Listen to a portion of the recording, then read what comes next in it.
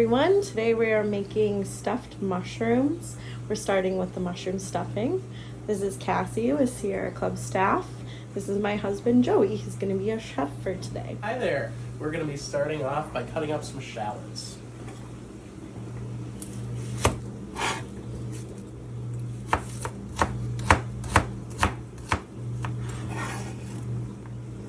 Now we're going to do the same thing with garlic. Just start off by crushing it. Cut off the ends. And all the paper will peel easy enough. Just run your knife through it real quick. And we're going to do that for about half a bulb. Cooking for a longer period of time, I like to use curly parsley. It has a little more fiber to it. It tends to hold up better and get less mushy. I'm going to start by shredding about 1/3 of a block of Monterey Jack and go from there. Now I'm adding about a ½ pound of hot Italian sausage into a preheated cast iron.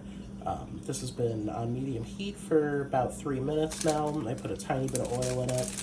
I like cast iron for this because it is naturally non-stick.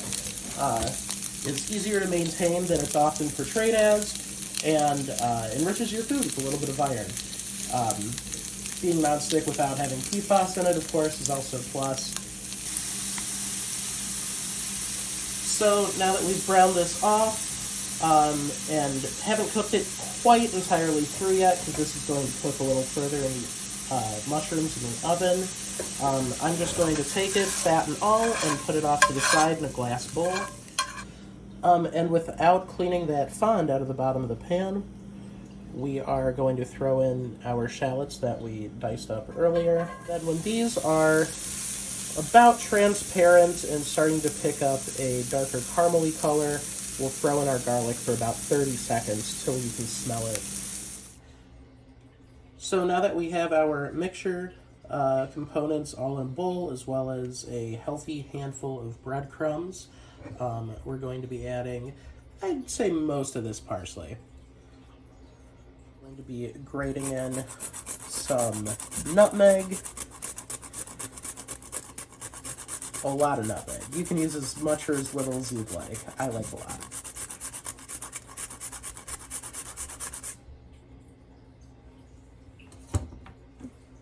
And then lastly, some smoked Hungarian paprika.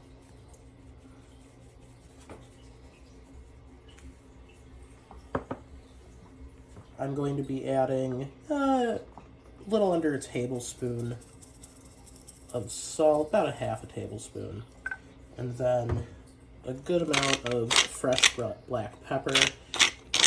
And this mixture texture might seem a little bit granular, a little bit dry, but that's okay. The mushrooms are going to be letting off a lot of moisture, and this bread will soak it right up and turn that into a nice spongy filling. We are using white button mushrooms, and we picked through to find some of the bigger ones that are easier for stuffing.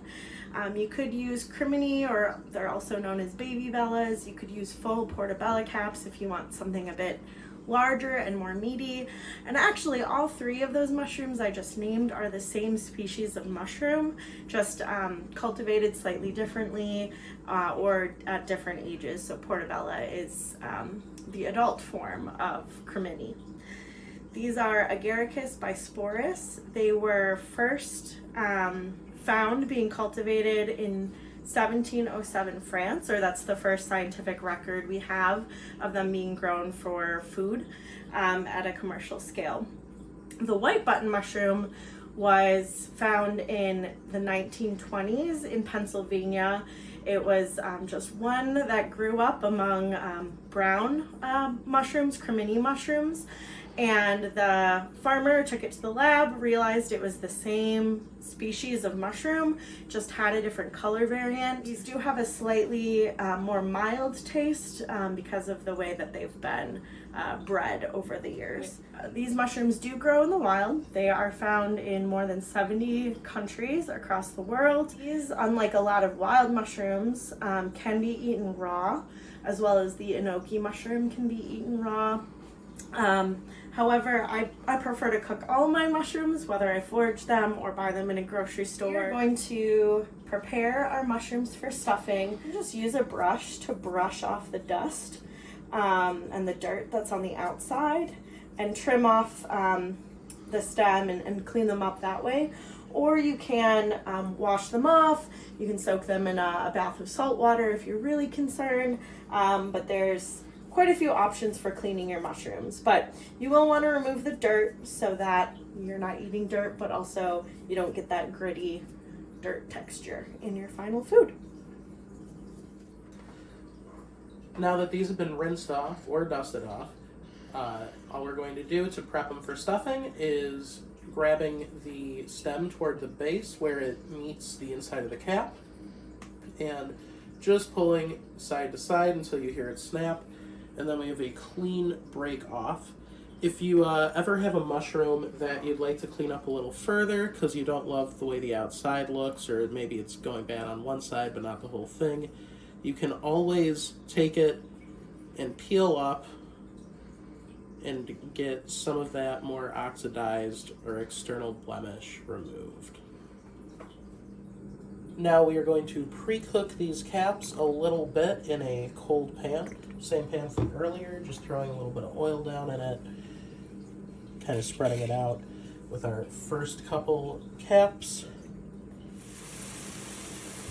Now that these have filled up with a little bit of liquid from being sauteed, and they've started to cook a little bit, we can go ahead and add our pork and breadcrumb filling. And pick your favorite and just gently place your filling within. It's okay to get a little bit in the pan. We'll clean it at the end anyway. Another nice thing about working with cast iron is that you can do really all of this process in one pan, from sauteing your ingredients separately to assembling to putting this in the oven. Mushrooms are really, really difficult to overcook. The thing that makes them unique, well, there's a lot that does, but the cell wall structure is made out of something called chitin, and that's really difficult to break down. So you can cook a mushroom for a very long time and it's not really going to overcook. That chitin is going to keep it pretty firm. So after about 30 minutes at 375 baking in the oven, this is the final result. Our breadcrumb sausage and cheese mixture really bound together and is oozing and is nice and light and cakey throughout them. Just gonna top this with a little extra parsley at the end, just for a little fresh touch on those first couple bites.